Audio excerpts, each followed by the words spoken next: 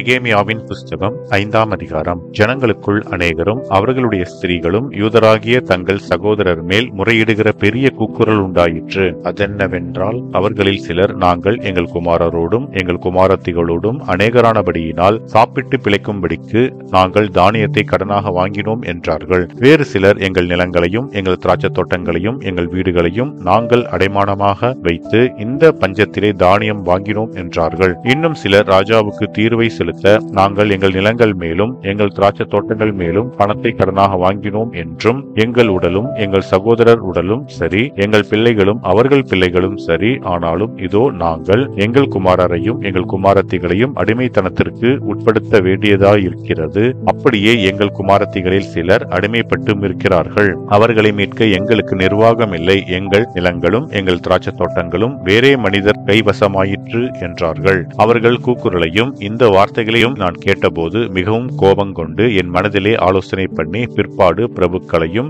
அதிகாரிகளையும் கடிந்து கொண்டு, நீங்கள் அவரவர் தங்கள் சகோதரர் மேல் ஏன் வட்டி சுமத்துகிறீர்கள் என்று சொல்லி அவர்களுக்கு விரோதமாக ஒரு பெரிய சபை கூடிவரச் செய்து அவர்களை நோக்கி, புறஜாதியாருக்கு விற்கப்பட்ட யூதராகிய எங்கள் சகோதரரை நாங்கள் எங்கள் சக்திக்கு தக்கதாய் மீட்டிருக்கையில் நீங்கள் திரும்ப உங்கள் சகோதரரை விற்கலாமா? இவர்கள் நமக்கு விலைப்பட்டு போகலாமா என்றேன். அப்பொழுது அவர்கள் மறு உத்தரவு சொல்ல இடமில்லாமல் மௌனமாயிருந்தார்கள். பின்னும் நான் அவர்களை நோக்கி, நீங்கள் செய்கிற காரியம் நல்லதல்ல. நம்முடைய பகைஞராகிய புறஜாதியார் நிந்திக்கிறது நிமித்தம் நீங்கள் நம்முடைய தேவனுக்கு பயந்து நடக்க வேண்டாமா? நானும் என் சகோதரரும் என் வேலைக்காரரும் இவ்விதமாகவா அவர்களுக்கு பணமும் தானியமும் கடன் கொடுத்திருக்கிறோம்? இந்த வட்டியை விட்டு விடுவோமாக. நீங்கள் இன்றைக்கு அவர்கள் நிலங்களையும் அவர்கள் திராட்சை தோட்டங்களையும் அவர்கள் ஒலிவத் தோப்புகளையும் அவர்கள் வீடுகளையும் நீங்கள் பணத்திலும் தானியத்திலும் திராட்சரசத்திலும் எண்ணெயிலும் 101 வீதமாக அவர்களிடத்தில் தண்டி வருகிற வட்டியையும் அவர்களுக்கு திரும்ப கொடுத்து விடுங்கள் என்றேன். அதற்கு அவர்கள், நாங்கள் அதை திரும்ப கொடுத்துவிட்டு இனி அப்படி அவர்களிடத்தில் கேட்க மாட்டோம்.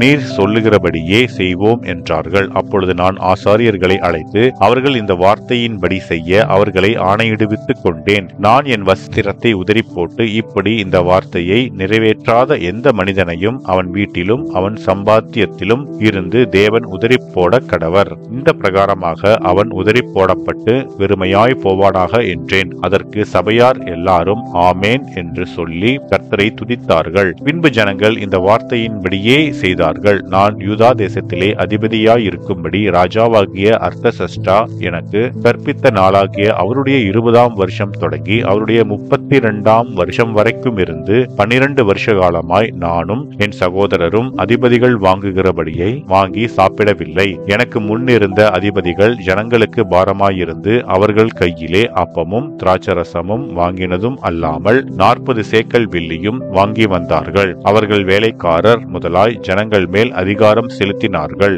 நானோ தேவனுக்கு பயந்ததினால் இப்படி செய்யவில்லை.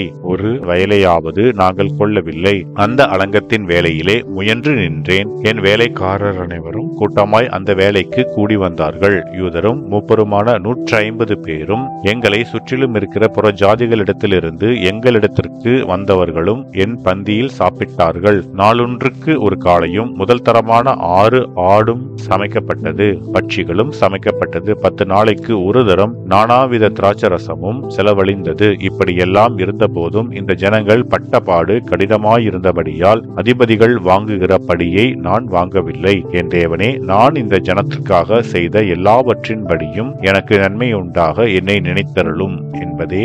ஆமென்.